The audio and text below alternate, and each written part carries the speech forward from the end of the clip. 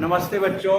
आज हम लोग प्रश्न संग्रह 37 समानुपात इससे संबंधित सवाल हल करेंगे।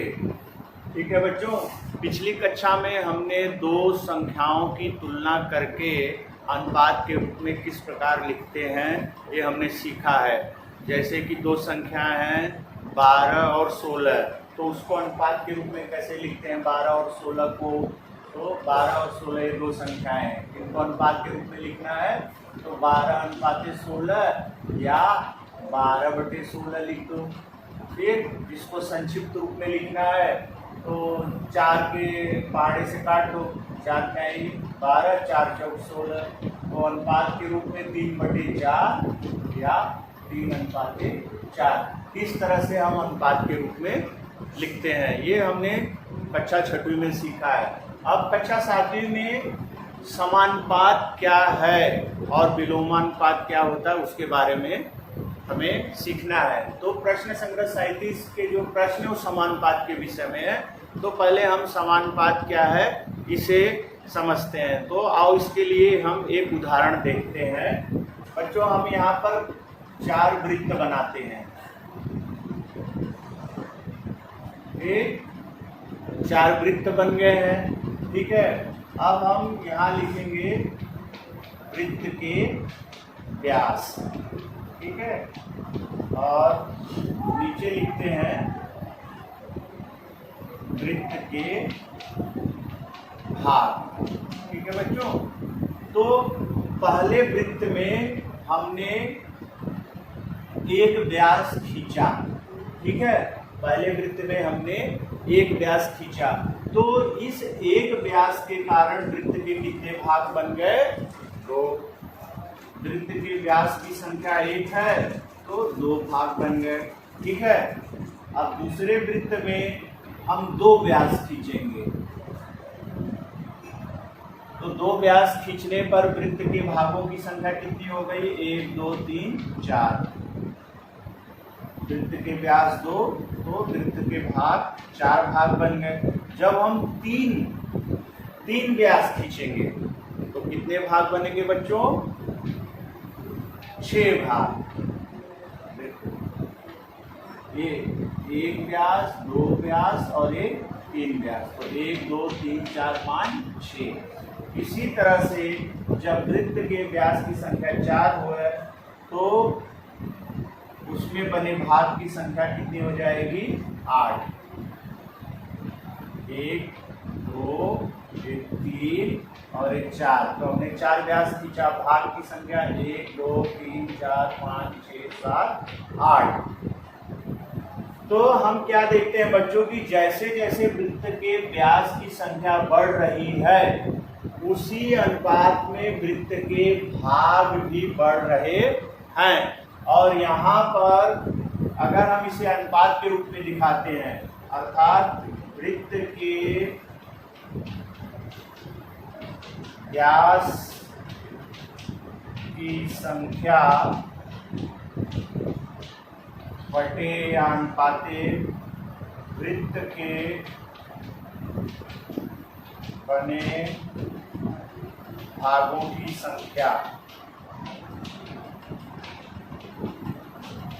इनका हम अनुपात देखते हैं। तो पहले वृत्त में व्यास की संख्या 1 थी तो 2 भाग बने, दूसरे में 2 व्यास थे तो 4 भाग बने, तीसरे में 3 व्यास थे तो 6 भाग बने और चौथे में 4 व्यास थे तो 8 भाग बने।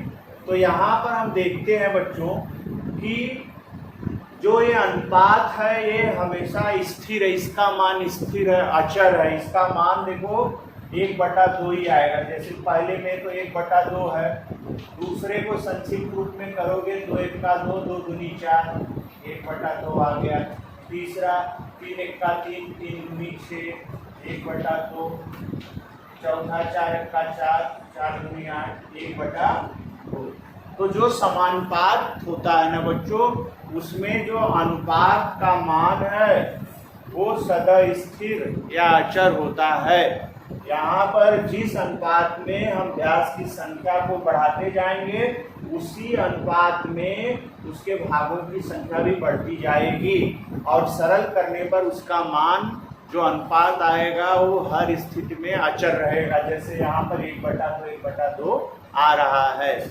तो समानुपात में देखो जब दो राशियाँ होती हैं, जैसे यहाँ पर एक हो गया व्यास और दूसरा है भाग, तो यहाँ पर दोनों राशियों का या तो मान बढ़ेगा, जब एक राशि का मान बढ़ेगा तो उसी अनुपात में दूसरे का मान बढ़ेगा, और जब एक राशि का मान घटेगा तो उसी अनुपात में दूसरी राशि का भी मान घटेगा।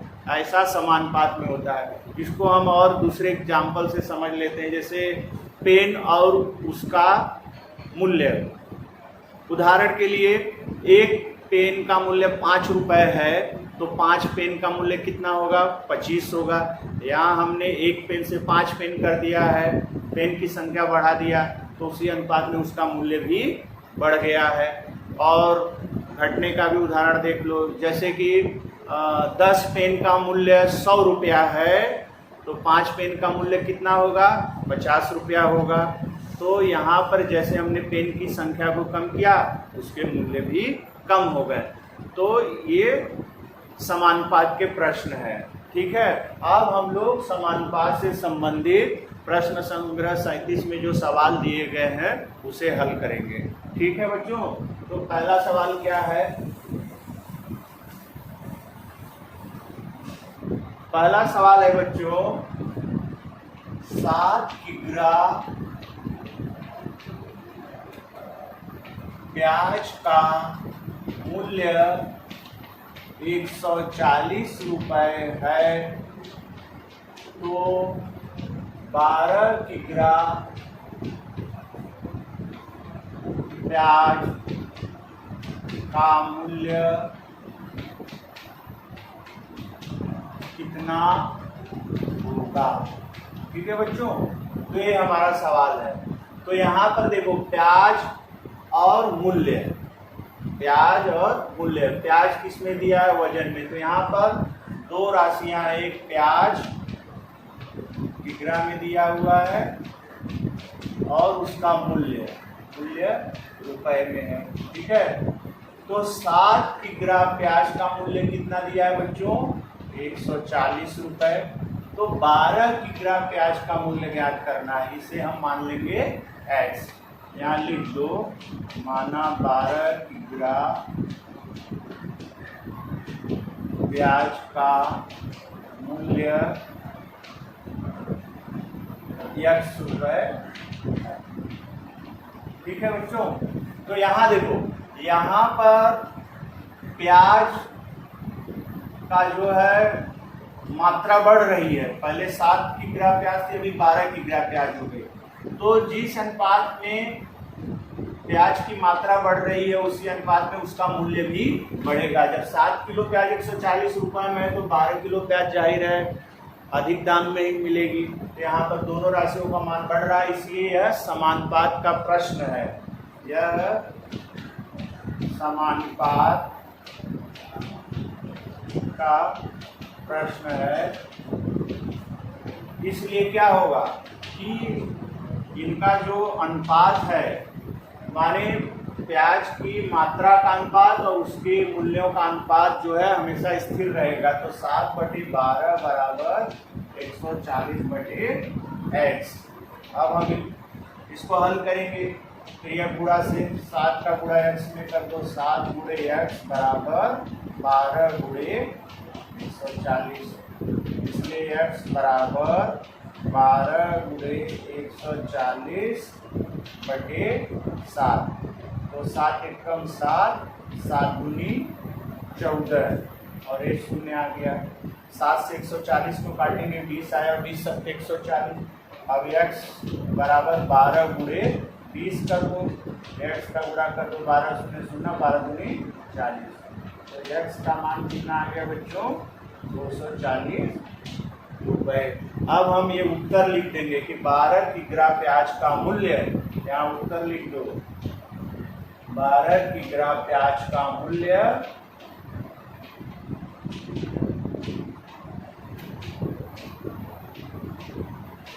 240 रुपये होगा। ठीक है बच्चों, ये हमारा पहला सवाल हो गया। अब हम दूसरा प्रश्न हल करेंगे। ठीक है,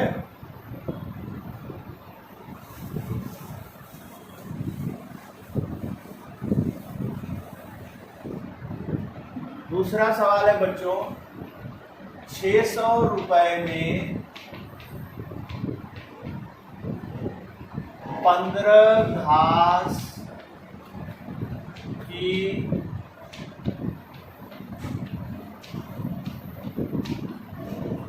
15 घास की गठियां मिलती हैं, तो 1280 रुपए में ऐसी कितनी घास की गठियां मिलेंगी। ठीक है, तो इस सवाल में देखो घास की गठियां और उनका मूल्य, ऐसे हम दो कॉलम बना लेंगे। एक तरफ लिखेंगे घास की गठियां, घास की गठियां माने घास के गट्ठर बंडल जो आते हैं, और ये उनका मूल्य हो गया। ठीक है, तो 600 रुपए में 15 घास की गठियां, अर्थात यहाँ लिखो 15 घास की गठियां मिल रही है 600 रुपए में। ठीक है, तो 1280 रुपए में, 1280 रुपया जो है हम कहाँ लिखेंगे, मूल्य वाले कॉलम में। 1280 रुपए में कितनी घास की गठियां मिलेंगी, माना x। यहाँ लिख दो 1280 रुपए में, माना 1280 रुपए में x घास की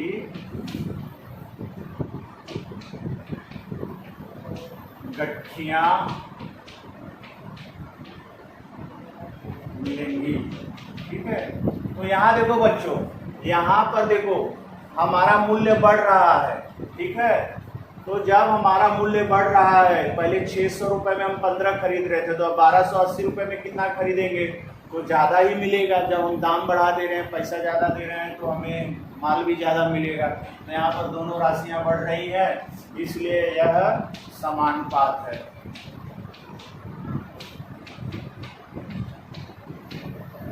तो जब समानुपात है तो घास की गठियों का अनुपात और उनके मूल्यों का अनुपात जो है हमेशा स्थिर होगा, अचर होगा, इसलिए माने समान होगा।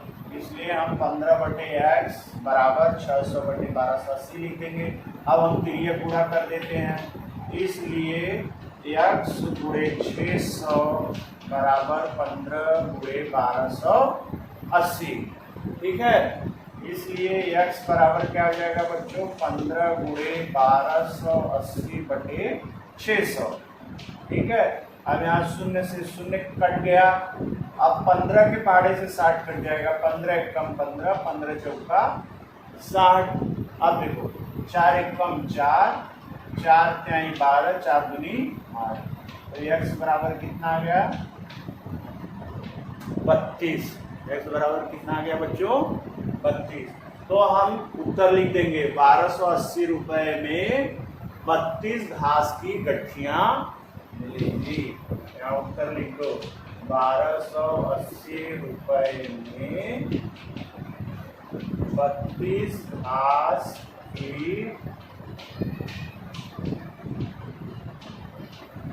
गठियां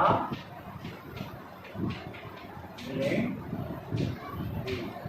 ठीक है बच्चों, अब हम तीसरा सवाल देखेंगे।